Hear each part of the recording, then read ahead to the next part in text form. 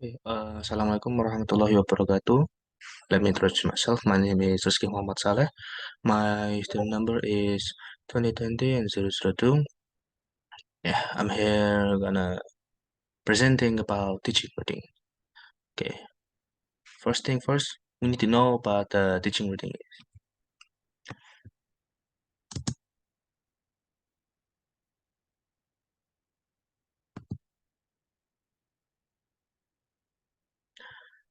First, we have to know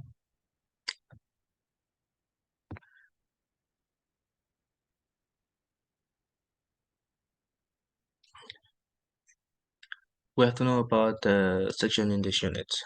We got 6 units. First, we need to know about what reading is, and then 1, 2, and 3, we got a beginning reading. At the first, we got phonemic awareness, practical principles and reading tasks, and then we go into fluent reading, and the last one is extensive reading.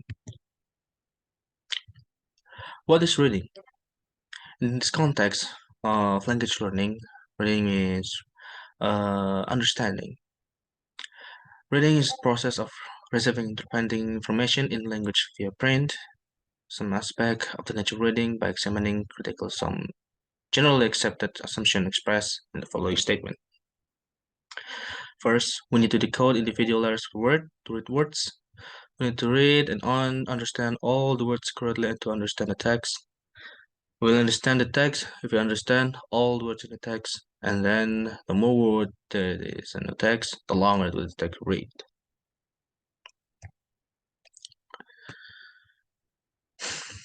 In this section, in this part, we need to know how to decode individual letters in order to read the words.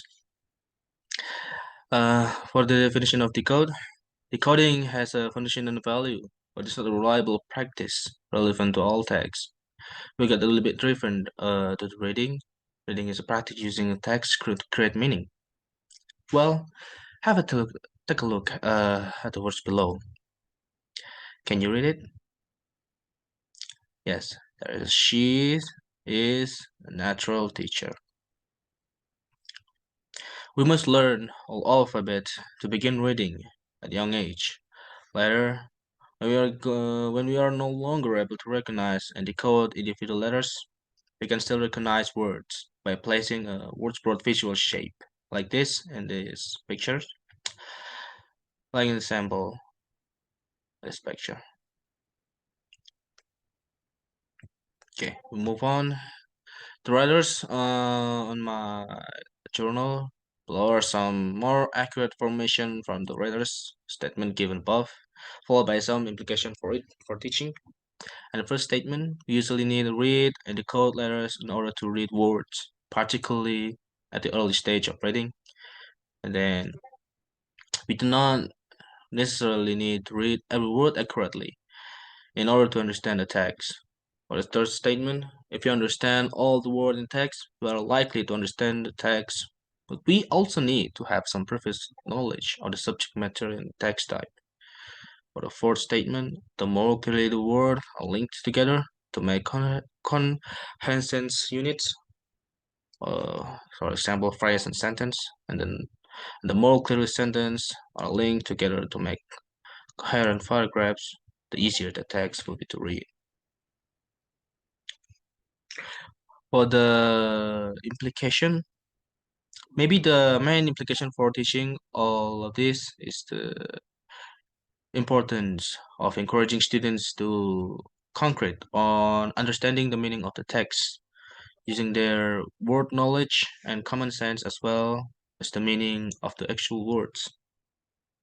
We need to encourage students to read and understand meaningful texts, even very short ones, as soon as we can. Reading aloud is very useful to teaching letter names, and their associated sounds are essential in the development of strong literacy skills. In order which they are taught can vary depending on educational philosophies and individual students' needs. Okay, next it's beginning reading, phonemic awareness. For the definition, phonemic awareness is a part of phonological awareness in which listeners are able to hear, identify, and manipulate phonemes, the smallest mental units, sounds that help different units of meaning. There are several types of phonemic awareness activities that can apply or practical tips to our class, but I'm giving two activities. First, ask students to count sound in a simple word. For example, how many sounds can you hear in the word man? What are their phonemes? Second activity, provide students with the component sounds of a word and challenge them to put them together to make a word they know. In the example, here are some sounds if you put them together. What word do they make? M, A, and N. We reach the beginning reading, practical principles. The writer give us some question that we need to consider. First, should I teach my students only orally for a while so that they have basic spoken proficiency in English before starting reading? Or shall I start reading and writing from the beginning? Second, consider should I teach them single letters and gradually build this up into words? Or should I teach the written form of meaningful words first and analyze the different component letters later? If letters, should I teach them in the same order that they appear in the alphabet? That's one. That's two of five. Question to be considered in practical principles. But that caught my eyes. Which is more important to teach? The names of the letter or the sound? And why? Well, both teaching the names of the letter and their sounds are an important component of early literary education. The relative importance can vary depending on the age of developmental stage of the child.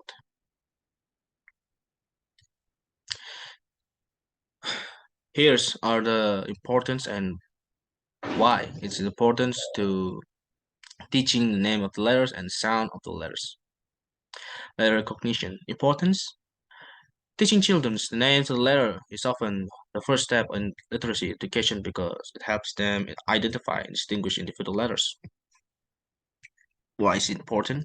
Knowing the names of the letter crucial for activities like alphabetizing, word recognition, and understanding that written words are made of individual letters. Teaching the sound of the letters, phonemic awareness. On the previous one, for the its importance, teaching that sounds associated with letters is also crucial because it helps children understand the phonemic structure of words. Why is it important? Because phonemic awareness allow children to decode and sound words. It's fun, foundational for reading fluency and comprehension. On the third beginning reading, we have some task. Students require a lot of practice for the beginning stage of reading and comprehension very brief simple text for the building the reading fluency. There's a variety of tasks for beginning reading. First one is letter in words. This exercise focuses on single letters, but students have to identify the letters in words which they already know their spoken form. For example, which letter begins which word? Match the letter to the pictures. There's a picture of house. We must we must match the letter H with H. Second picture is an elephant. It's E with E.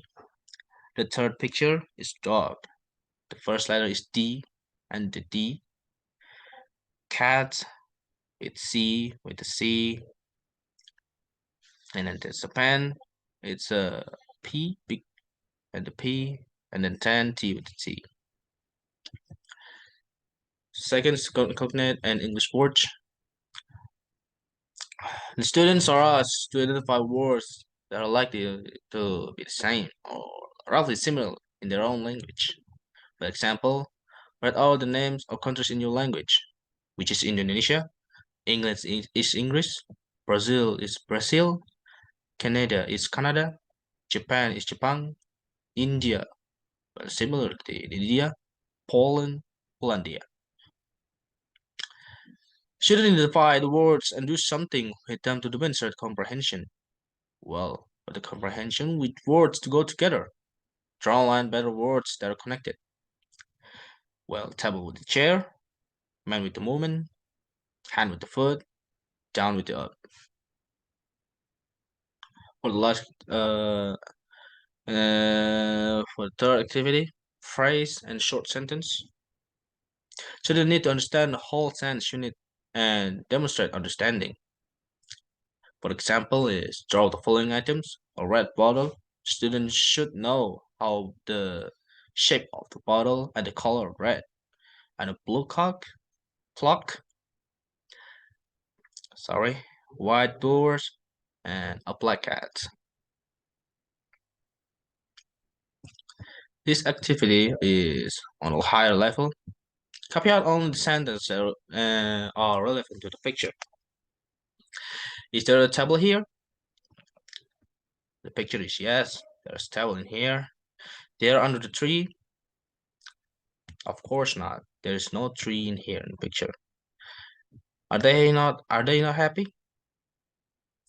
Guess they are happy. Well, they are happy. Are they not eating? You should see food in here, so they are clearly are eating. Are they drinking? Of course they are drinking here. That's the last part of the reading task. And then we into the fluent reading. Once our kid has mastered fundamental reading comprehension, we need to help them respond quickly, correctly, and competently to tasks and assignments that are more challenging. The goal is for our students to develop fluent reading skills just as we want them to develop fluent listening and speaking skills to correctly and quickly grasp a text content with few pauses. One useful way to defining how best to provide for such experience is to look at the features with facilitated fluent reading. The writers gives us some features that facilitate fluent reading. First one is language level, and the second one is content, speed, selective attention, unknown vocabulary, prediction, motivation, purpose, and different strategies. That caught my eyes. It's very difficult for the fluent readers are unknown vocabulary, but learners are not worried by unknown vocabulary. They guess its meaning from the surrounding text or ignore it maybe. They use the dictionary only when these strategies are insufficient. Feel free to skip parts of the text that you find are not necessary for understanding. Maybe it's possible to try guess the unknown word or unknown vocabulary from context. We need to know the content, what it is, and then we should know the unknown vocabulary meaning.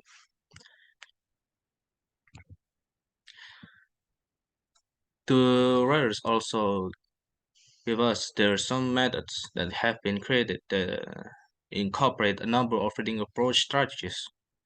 The following describe two of them. It's the KYL and SQ3R. The KYL stand for know, want to know, and learn. The readers want to know first. They look at the title of the book or journal or anything else, and then want to know what or he or she wants to expect what he's gonna learn, and then they took a note and learn it what point after they read the book or journal. The second one is OSQ3R, stand for survey, question, read, recall, and review. The survey means skimming through the title, main headings, illustration, and maybe taking a quick glance of the main points of the text. And then question, what question occur to the reader about the texture, its topic or whether. Then there's reading. The reader goes through the facts of the books and then recall. This means checking that the reader can remember what all the main points have been made. And then finally, at the review stage, the reader reads and review the content of the text. And then we end the extensive reading, last unit. Extensive reading is silent reading by individual students of long, interesting texts, such stories or book. It's sometimes known as reading for pleasure or sustained silent reading, SSR. There are three main problems in this extensive reading section. Of course, there's time, money, and monitoring. For the time, teachers are worried about getting through the course book or preparing for exam and are unwilling to devote parts of classroom section to extensive reading. They see it's possible waste of valuable class and time that could be spent on more intensive language learning. For the money, maybe for the media like books, journal, or mm, maybe newspaper can get at it. Of course, they need to buy books for get in the class, but it's been have a real lot of online book or online journal that can be read by the students. And then monitoring, sometimes difficult to know whether students are actually reading the books or not, and we may need to check them. One activity that been thinking about monitoring is book reports. But there's the two advantage for the book reports that been given to the students. First, for the advantage, uh, students can have critical thinking skills. Reading a book report often requires students to think critically about the book's plot, point, characters, and the themes. It encourages them to analyze and evaluate the text. And of course, for us, uh, the teachers, comparison assessment, book reports can help educators assessing whether students have understood the content and themes of the book. For the disadvantage, it's killing students' motivation to read it. Some students may view book reports are core rather than an opportunity for personal growth and enjoyment. And the second disadvantage is reduce enjoyment. Forcing students to dissect and analyze every aspect of book can take away from the simple enjoyment of reading for pleasure. But in final, in summary, the effectiveness of requiring book reports depends on how they are implemented and where they align with the goals of the educational time program. The writers give us five main principles to bear in mind when setting up extensive readings. First, students have access to large variety of reading material. Two, each student chooses for his or her own reading material. Teacher may advise, but does not choose for them. Students can stop reading material that find boring or too difficult and swap it for something else that can enjoy them to read.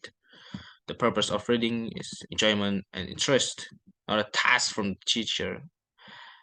That's why there's some advantage and disadvantage activities like book reports to assessing it.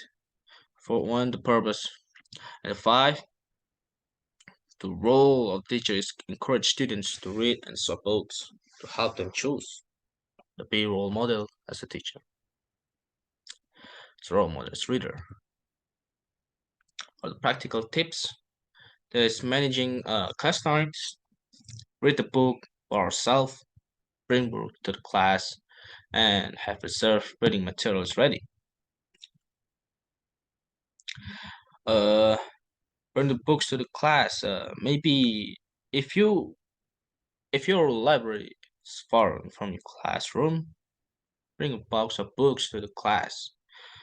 Maybe it's a appropriate level for students to exchange. Sending them to the library in class time is time wasting.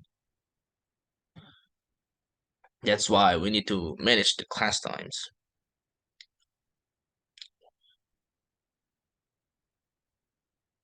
Okay, maybe that's all for the explaining the section of teaching reading. Thank you for your uh, participation. Assalamualaikum warahmatullahi wabarakatuh.